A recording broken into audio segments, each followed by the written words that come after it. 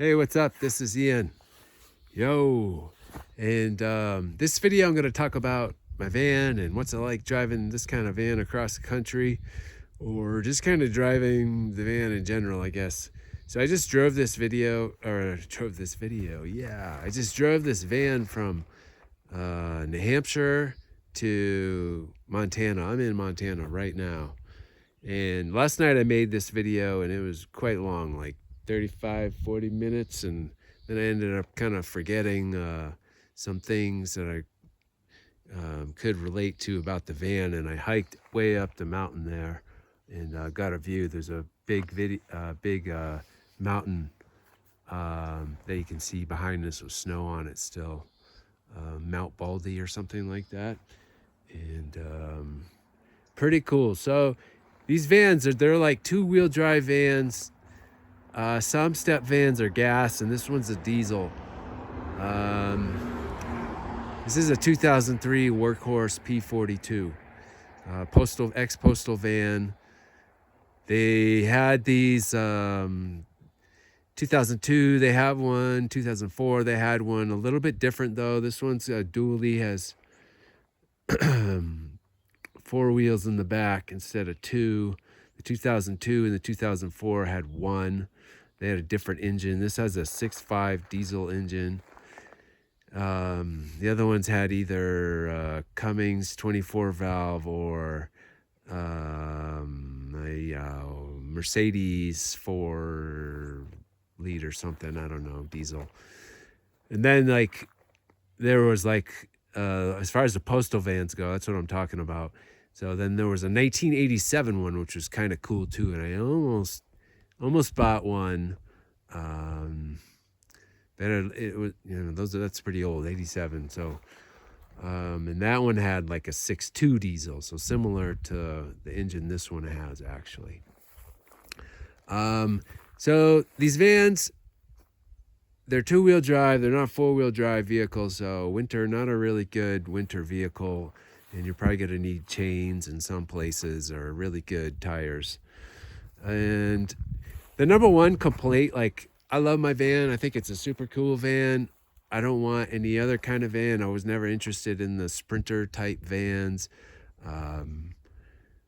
Maybe I'll make another video about the positive sides of a step van, or I think maybe some other people already have. But I'm just going to kind of focus on what's it like driving this kind of van across the country. The number one annoying thing about this van, I think, is that it's super loud. Like, I wear these in my ears when I drive it because it's so loud. It's really makes a lot of, the engine's loud. It's a diesel engine, and a diesel engine, I think, is a little bit louder.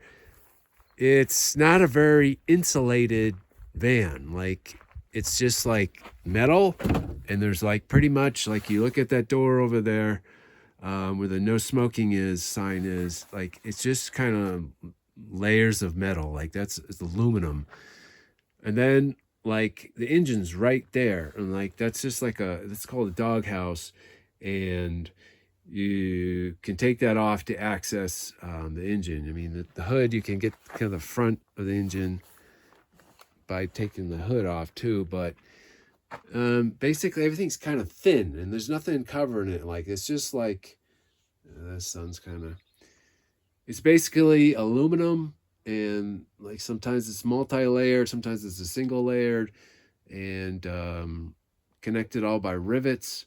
And so it makes a lot of noise. Like, I've tried putting, like, you can see like sound insulation there, that Killmat stuff, butyl stuff, a little bit on the dash there. I don't know if it does much. Not a lot. Put a big piece of cork underlayment there above the door, 1/4 inch thick, and it's supposed to do something for sound insulation, but really, like, you need to like cover everything. And like this door used to rattle a lot.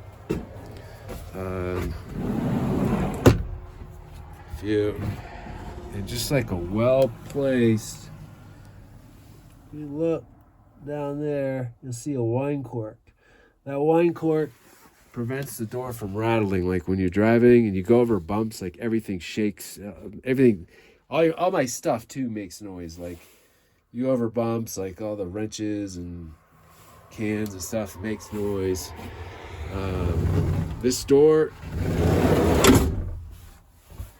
it's pretty loud. Sometimes the door, like this apparatus here, like you go over bumps, it kind of rattles. Some stuff is fixable. Some stuff's hard to know what is squeaking and making the noise in here. And it's just kind of loud. So I had some problem with like, and things have gotten better since I've had this. The condition of it's better. I've improved some stuff. Like, let me show you. So when I first got this fan, you see right there the, what do they call it? End links? Like those are all shot when I first got that. There was no rubber. There's no rubber pieces in there anymore. It was gone. This thing was very. And then later, like there was clunking noises, and I was taking it to a mechanic trying to figure out, and he told me those sway bar bushings were no good. So fortunately, there's something I could do myself, and I did it myself. So yeah, it can step fan. You buy an old step fan, like you're gonna, any kind of old vehicle, you're gonna pay to fix it up, you know. And so noise is the number one thing. Another thing, speed. Like if you're driving this across the country, this is not very fast. For me, I didn't drive it. I drove this from New Hampshire to Montana. We're in Montana right now. And I went up to Canada and through Ontario and down and crossed at Sault Ste. Marie. And those roads up in Canada, they're not like super interstates anyways, but top speed for this, like I've kind of gradually increased it since I first got it. I was like maybe 55, but I was about 64 and I'll set it on cruise control, and I don't really want to go any faster than that. Like it just gets louder the faster you go, and it doesn't handle super good, you know, like the steering's kind of loose. Like it's not like tight. Like I've been driving a Camry around too. My parents have a Camry, and I was driving that, using that for a while. And yeah, big difference. Like that's like a sports car compared to this. This is like more like driving a tractor or something. I don't know. So you can't really go that fast. Maybe you can. It's also like this one doesn't have a lot of power. You hit a hill and it's just like it bogs down, and so I mean I think it's probably pretty heavy vehicle. But yeah, so noise, speed is kind of slow. Fuel is like it's diesel, so you're gonna pay a little bit more to drive it. Like I kept track of how much I was spending. I drove from New Hampshire, and I think I started with like a full tank. And after that, I spent $557, if I did all my math right, because some of that was in Canadian. $557 to get to Miles City, Montana. And then since then, I've been kind of cruising around, checking places out in Montana since I've been here. So, yeah, so you're going to pay a bit more for fuel if you're getting a diesel. This thing, crossing the border, I got searched in both places. I got searched when I crossed into Canada, and when I crossed back into the States.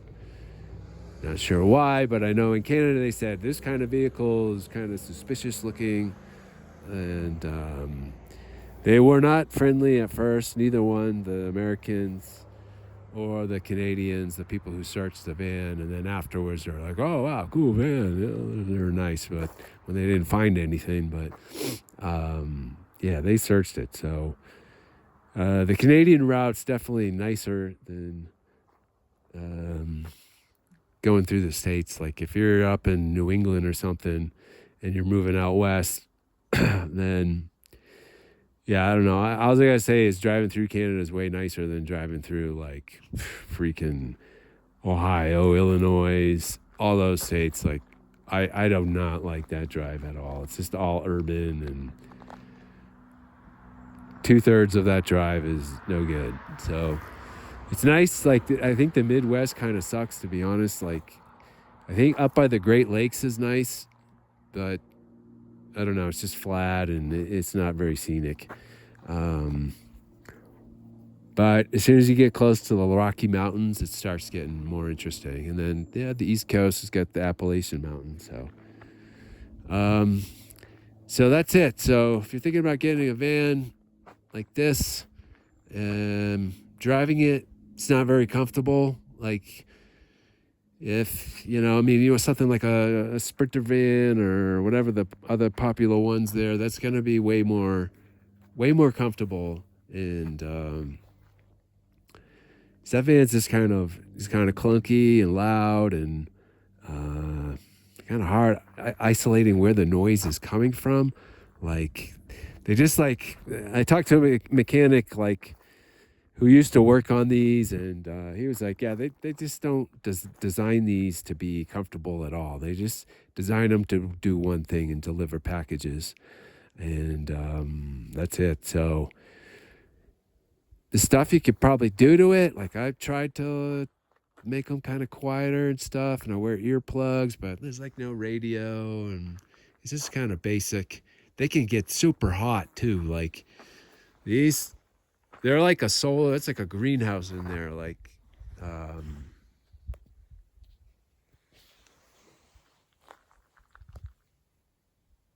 Okay. This pop-up said my battery's running low. So super hot. Like they'll heat up. Like inside gets super hot. So you need some vents and maybe add some more. Like that's a stock vent back there. It's got a piece of cork over it for insulation that I painted, 1/4-inch cork. And there's one on each. Well, there's one.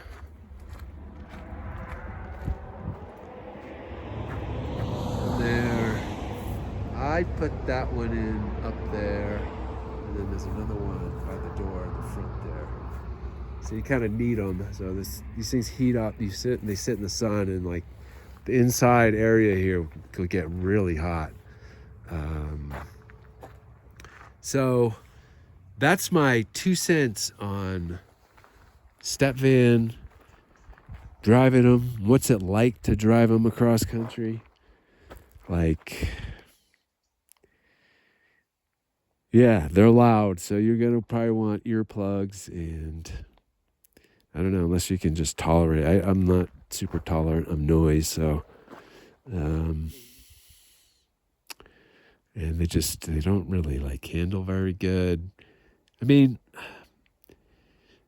they kind of, I think having a dually kind of helps them handle going around quarters and stuff, but yeah, they're old, if you're able to buy a step van, chances are it's going to be old. So I think they're probably better for just kind of local cruisers, although if you get on a smooth highway, they're not too bad. I don't think, but any road that's got bumps in it, frost heaves and stuff, every bump you hit is just it's so much noise and you're getting jarred around and stuff. But I love my van, and I don't want another kind of van. I'll make another video, or there's definitely benefits to step vans that you won't find in something like a Freightliner van that I could talk about later. Anyways, this is Ian saying so long from Montana.